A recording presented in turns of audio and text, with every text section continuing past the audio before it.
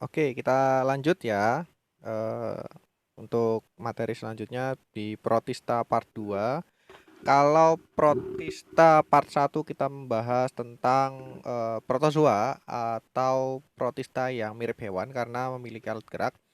Sekarang kita akan membahas tentang kelompok protista yang mirip tumbuhan.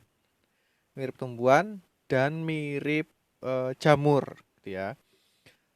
Protista mirip tumbuhan itu kita lebih banyak mengenal sebagai alga. Ya, jadi nanti alga yang protista ya, nanti karena ada beberapa kelompok juga yang masuk ke dalam cyanobacter. Karena cyanobacter itu bukan protista, cyanobacter itu masuk kingdomnya yang Monera. Kalau alga yang ini masuk ke dalam kingdom protista karena memang cirinya itu lebih banyak atau lebih khusus atau lebih spesifik ke protista.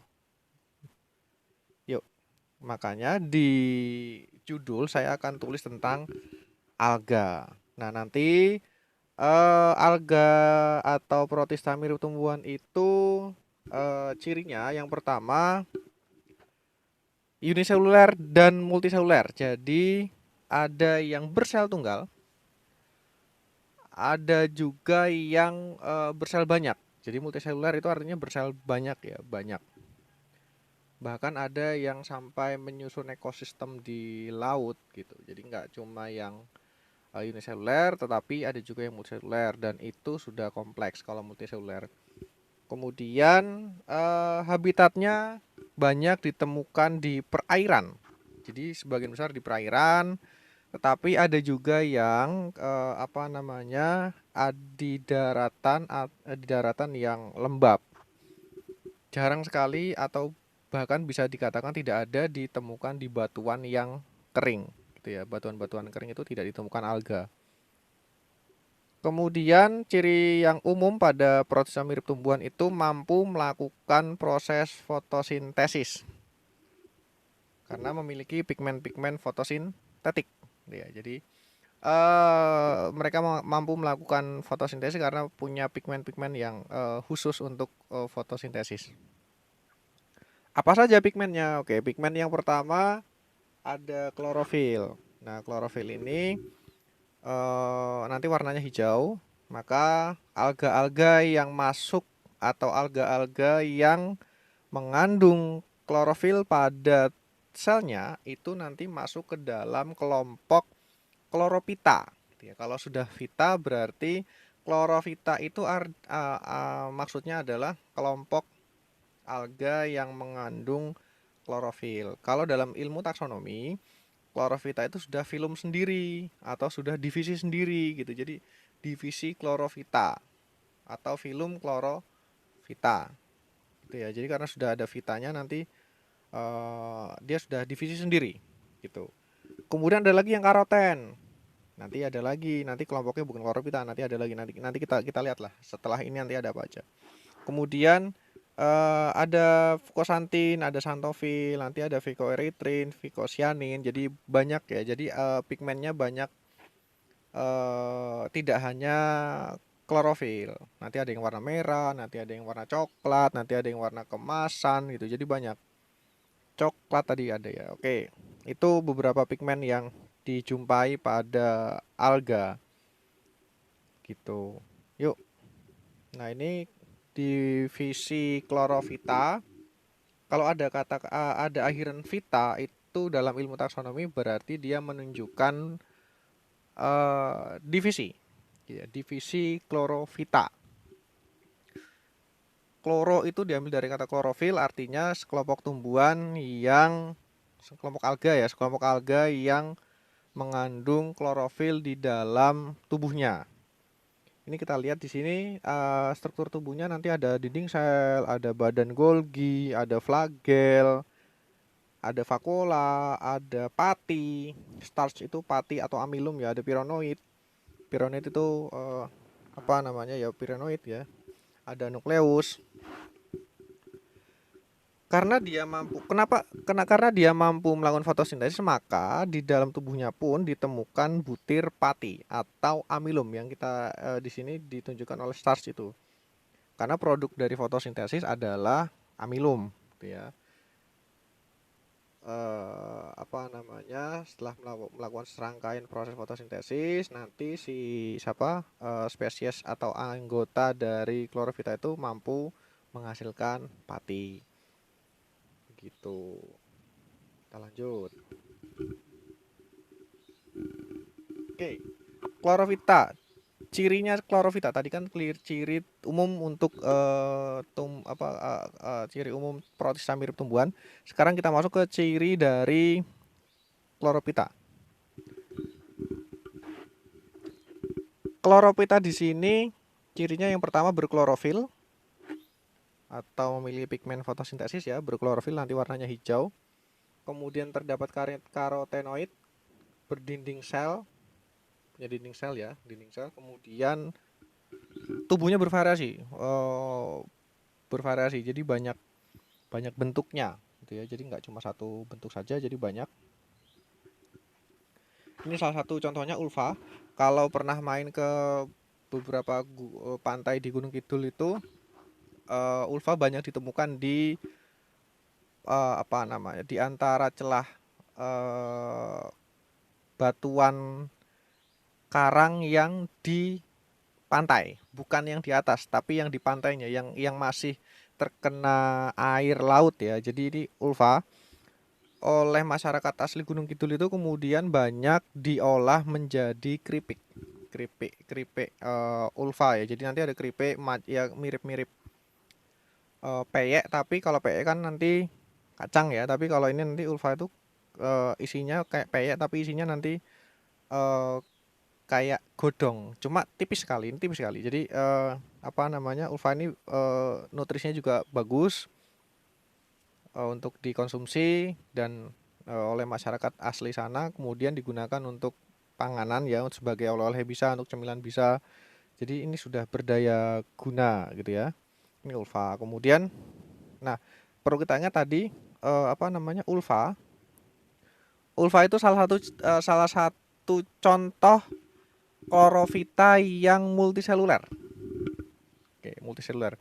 Saya tidak perlu menjelaskan lagi di sini apakah ulva itu eukariotik atau prokariotik. Karena ulva termasuk protista, maka ulva otomatis dia eukariotik. Karena semua protista itu eukariotik. Jadi mempunyai membran inti di dalam tubuhnya, sehingga nanti bisa dilihat ada inti selnya gitu ya. Jadi saya tidak perlu lagi menjelaskan ada ini eukariotik atau prokariotik, karena semua protista itu eukariotik gitu ya. Itu ulva. Ini yang multiseluler. Kemudian apa yang uniseluler? Tadi kan ciri dari protista mirip tumbuhan kan ada yang uniseluler, ada yang multiseluler. Nah, sedangkan pada klorofita tadi multiseluler diwakilkan oleh ulva karena tubuhnya itu lembaran, belum bisa dibedakan akar batang daun, jadi masih berupa lembaran. Talus ya, kita menyebutnya sebagai talus karena belum bisa dibedakan antara akar batang daun. Kalau klorofita yang tubuhnya uniseluler tetapi dia berkoloni ya, jadi dia memang uniseluler tetapi berkoloni, itu contohnya Volvox. Ini struktur tubuhnya kalau diamati di bawah mikroskop, satu Volvox seperti ini.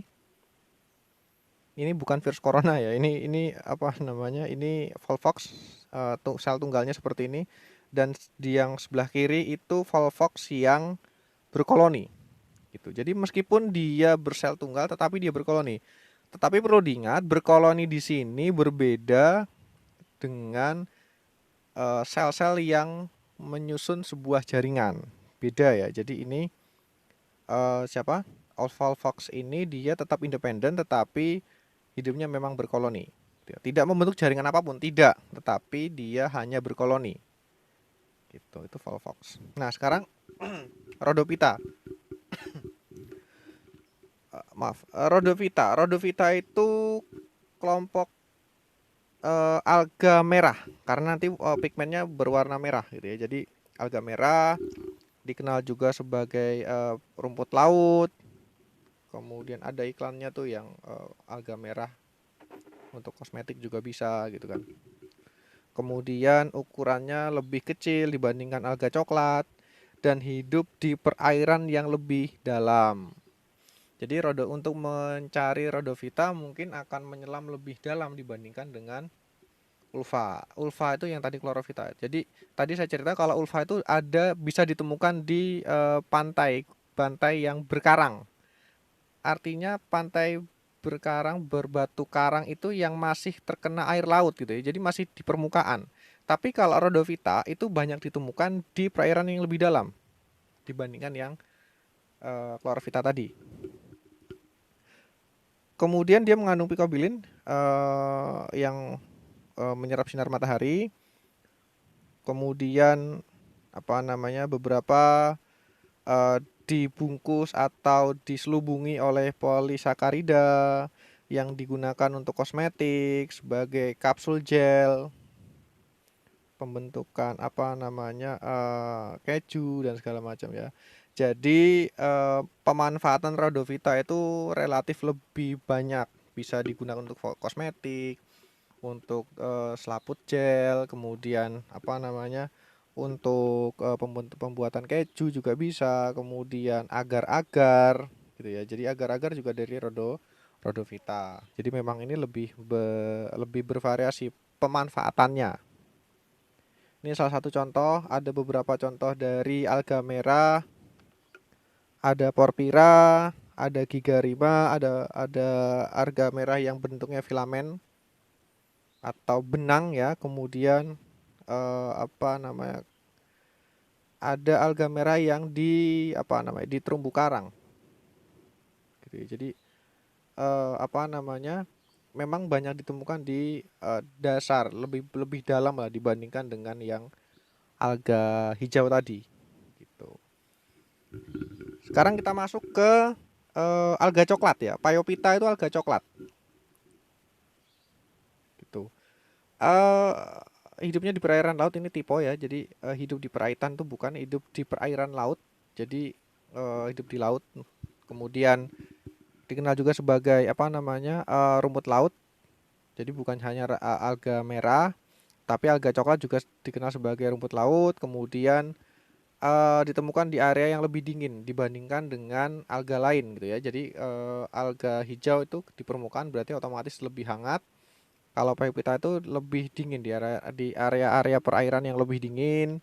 Kemudian ficosantin ini yang nanti akan membentuk warna merah itu. Kemudian dia multiseluler. Nah, multiseluler bahkan si phaeophyta ini bisa menyusun ekosistem laut. Jadi seolah-olah kayak di bawah itu ada hutan. Kayak semak belukar gitu ya, tetapi ini di bawah laut dan penyusunnya sebagian besar adalah phaeophyta, alga-alga coklat. Ukurannya bisa sampai 100 meter. Bayangin aja 100 meter itu sangat panjang ya, jadi sangat panjang, sangat besar gitu untuk ukuran alga. 100 meter sangat besar gitu. Kemudian tubuhnya itu sudah menyerupai batang, belum batang. Karena belum ada diferensiasi sel seperti batang pada tumbuhan tingkat tinggi. Artinya seperti kelompok dikotil monokotil, tidak seperti gimnos gitu. Jadi meskipun mirip batang tetapi bukan batang karena filem-filmnya belum terdiferensiasi, kemudian belum ada epidermis, belum ada korteks dan segala macam, belum seperti itu. Gitu ya. Jadi bagian yang menyerupai daun tadi kan batang ya. Tadi bagian yang menyerupai daun itu namanya blade ya. Jadi seperti itu. Kemudian makanan, karena dia mampu fotosintesis, maka hasil fotosintesis itu pun akan nanti disimpan. Nah, cadangan makanannya itu disimpan dalam bentuk laminarin dan asam alginat. Ini yang nanti akan dimanfaatkan. Coba nanti cari pemanfaatan asam alginat itu untuk apa?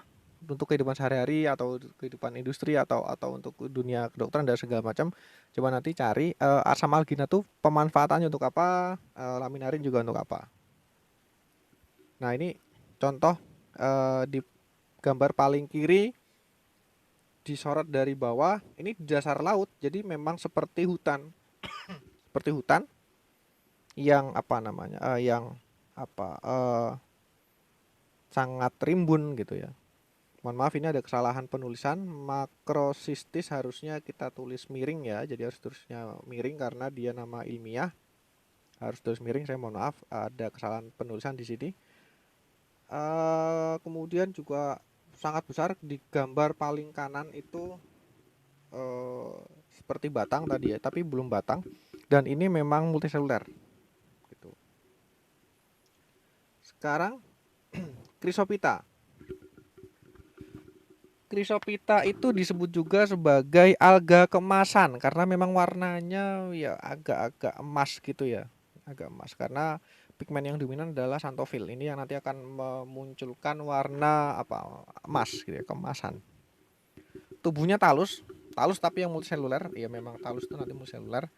Tadi maksudnya talus itu gini. Talus itu tadi sudah pernah saya sampaikan. Talus itu adalah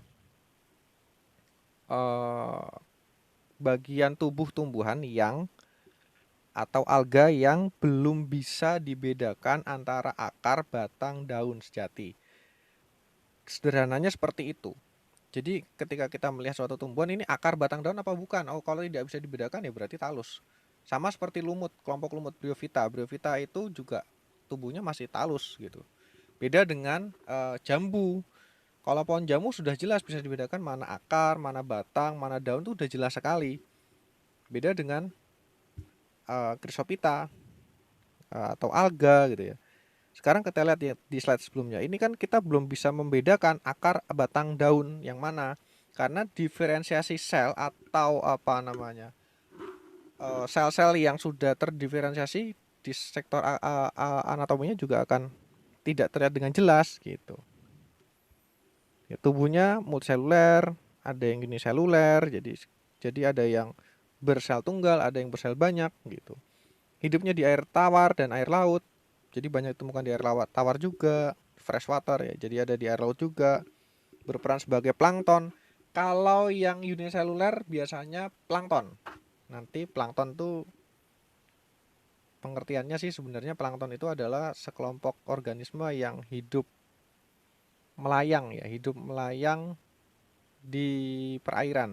Jadi dia tidak bergerak aktif, hidupnya dia itu bergeraknya si organisme tersebut dia mengikuti arus, itu plankton.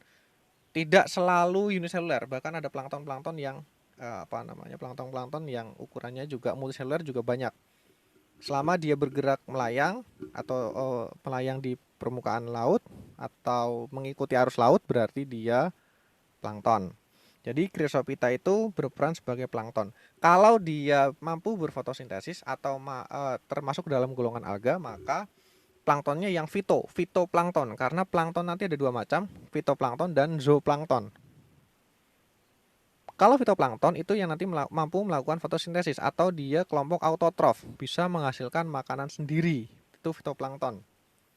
Maka perannya fitoplankton di ekosistem laut itu sebagai produsen. Beda ya, beda dengan yang zooplankton. Zooplankton itu yang tidak mampu melakukan fotosintesis atau dia heterotrof, maka dia berperan sebagai konsumen. Konsumennya si fitoplankton. Begitu. Mampu membentuk ista. Terdapat dua flagel, jadi flagelnya ada dua. Karotenoid juga ditemukan, walaupun tadi dominannya adalah xanthophyll ya. Kemudian berperan penting dalam deposit minyak bumi. Contohnya dari kelompok alga apa namanya alga kemasan Vaucheria sp.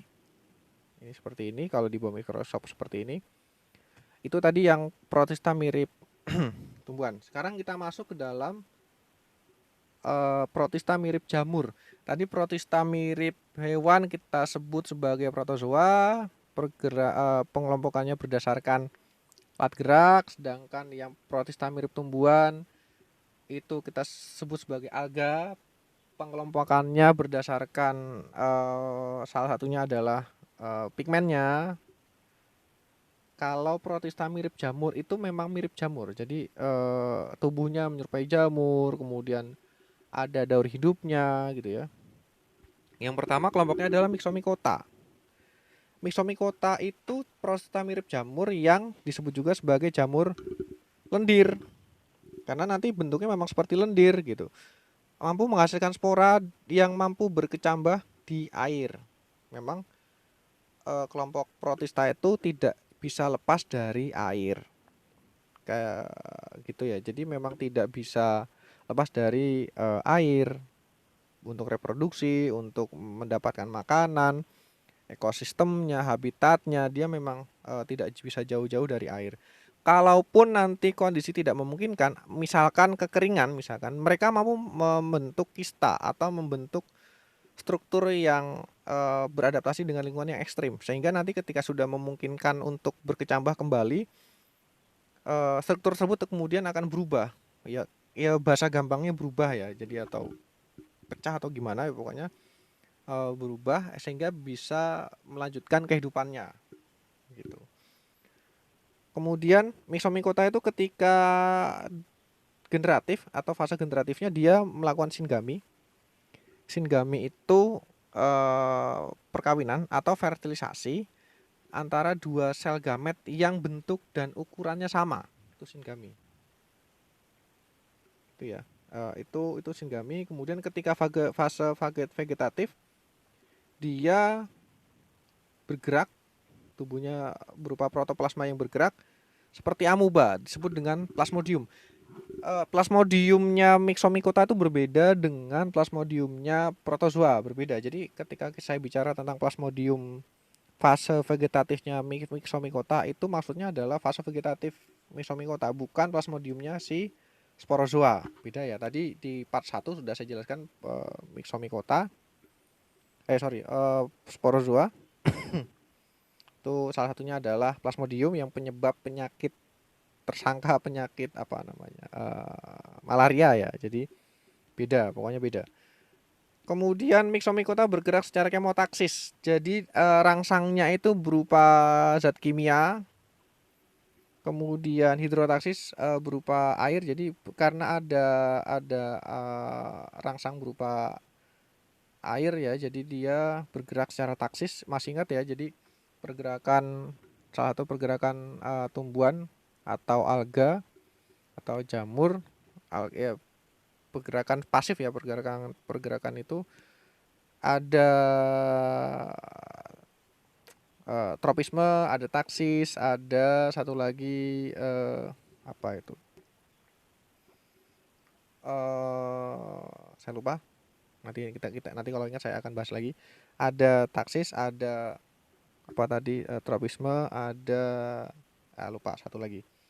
Jadi hidrotaksis. Tetapi kalau fototaksisnya negatif, artinya dia menjauhi sumber cahaya, gitu ya. Itu. Ini daur hidupnya. Daur hidupnya jamur Protista jamur yang sudah dewasa menghasilkan spora melalui pembelahan meiosis, kemudian sporanya jatuh di tempat yang lembab, berkecambah, kemudian sel-sel amuboidnya itu kemudian melakukan fertilisasi tadi dengan cara singami ya. Setelah melakukan fertilisasi kemudian terbentuk zigot berubah menjadi plasmodium. Plasmodium ini tadi fase vegetatifnya, kemudian plasmodium dewasa, kemudian mempersiapkan diri untuk berbuah. Anggap saja berbuah, kemudian muncul sporangium. Nah, sporangium inilah yang nanti akan akan berkembang menjadi sporangium dewasa dan nanti akan memproduksi spora untuk perkembangan selanjutnya gitu. Itu ya. Nah, sekarang tugas dari kalian biar enggak sepaneng gitu ya. Jadi cari klasifikasi Myxomicota. Jadi kelompoknya apa saja, kemudian contohnya apa, berdasarkan apa, itu nanti dicari sendiri. Setelah itu nanti kita bahas. Oke. Oomycota. Ini kelompok Protista mirip jamur. Oomycota itu kemudian tubuhnya tersusun atas benang hifa, itu benang-benang hifa ya, benang ya sebenarnya. Kemudian tidak bersekat, intinya juga banyak. Dinding selnya dari selulosa, berbeda dengan jamur pada umumnya. Kalau jamur itu dinding selnya biasanya adalah kitin ya, zat kitin. Kalau Oomycota protista mirip jamur, yang Oomycota itu dinding selnya selulosa. Hidup di perairan, habitatnya perairan atau tempat lembab. Jadi memang sekali lagi mereka tidak bisa jauh-jauh dari air. Gitu ya, sama manusia juga tidak bisa jauh dari air. Kemudian mendapatkan makanan secara saprofit. Saprofit itu mendapatkan makanan dari makhluk hidup yang sudah mati. Atau parasit. Parasit itu dia mengambil makanan dari organisme yang masih hidup gitu ya. Jadi bisa dikatakan sebagai penyebab penyakit juga sih kalau parasit, meskipun tidak semua gitu. Tapi yang jelas ada saprofit, ada parasit. Kemudian reproduksi aseksual dengan membentuk zoospora. Nanti ada 2 flagel. Kemudian kalau seksualnya dengan membentuk gamet gitu ya. Dan akhirnya nanti ada fertilisasi. Gitu. Ini ada daur hidupnya, kemudian fase seksualnya, reproduksi seksual menghasilkan zoospora tadi, spora yang bisa bergerak bebas atau berenang di air tadi. Kalau fase seksualnya itu dengan pembentukan gamet. Gitu. Jadi ada fertilisasi gamet, fertilisasi, kemudian zigot, terbentuk zigot, zigot nanti akan membentuk spora dan segala macam. Ada ini fase seksualnya. Gitu. Ini struktur tubuh dari Oomycota, salah satunya ada Antheridium, ada Ogonium. Kalau Antheridium itu nanti untuk pembentuk alat kelaminnya ya, alat kelamin jantan, nanti yang menghasilkan gamet jantan. Kalau Ogonium itu nanti yang menghasilkan gamet betina. Ada ada tangkai Ogonium, ada hifa Antheridium, ada oospora. Ini strukturnya seperti itu. Oke, terima kasih. Semoga bermanfaat ya. Jaga kesehatan, jaga diri baik-baik. Artinya jangan sampai tertular penyakit yang tidak kita inginkan. Kita cukupkan. Selamat belajar. Tetap semangat. Wassalamualaikum warahmatullahi wabarakatuh. Terima kasih.